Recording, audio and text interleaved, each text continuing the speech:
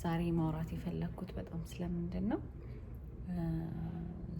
ሰዎች ያላቸውን ስለኛ ያላቸውን አመለካከት ምን ያህል እንደምንፈራው ወይም ምን ያህል ፕሮቴክት ለማድረግ እንደምንፈልግ ማለት ሰዎች ፊት ያለንን ኢሜጅ በጣም ለመጠበቅ እንሞክራለን እና ይሄ ራሱ አንደኛው የፈለግነውን ነገር ከመጀመር ወደ ኋላ የሚይዘን ነገር ነው። ለምንድን በሰዎች ፊት ያለን አመለካከት ኦልሬዲ በቃ ኮምፎርታብል ነን ከሱ ጋር። ይሄኔ እኮ መጥፎም ሊሆን ይችላል ሰዎች ፊት ያለን አመለካከት ወይም ጥሩም ሊሆን ይችላል። ግን የሆነ ነገር ከጀመርን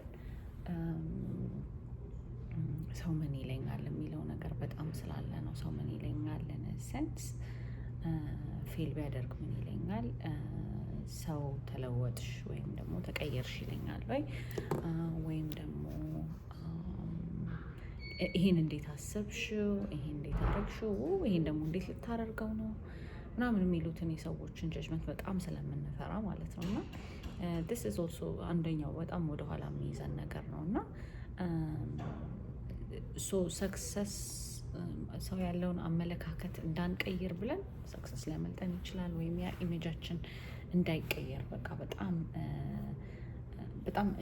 ይሄ እኔ ላይ አለ። በጣም ለምሳሌ ቤተሰብ ስለኔ ያለው አመለካከት አለ ብዬ የማስበው ነገር አለ። ከዛ ጓደኞቼ ስለኔ ያላቸው አመለካከት ብዬ የማስበው ነገር አለ። ስራ አካባቢ ያሉት ሰዎች ስለኔ ማንነት የሚያስቡት ነገር አለ ብዬ አስባለሁ።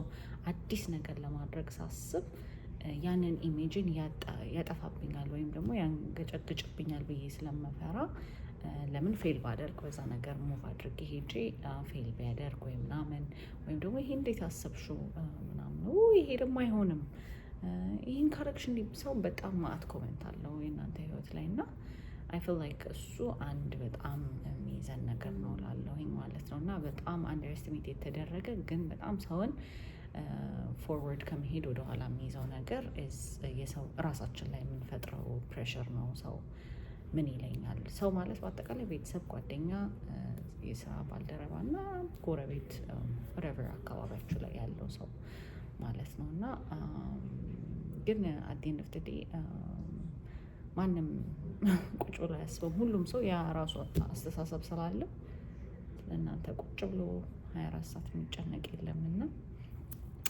ጎ ፎር ኢት። የምታስቡትን ነገር አድርጉት ነው የምለው። እንግዲህ አት ሳም ፖይንት ወደ ሞቲቬሽን ተቀይሯል ይሄ ነገር። ግን ያ እንደዛ ነው።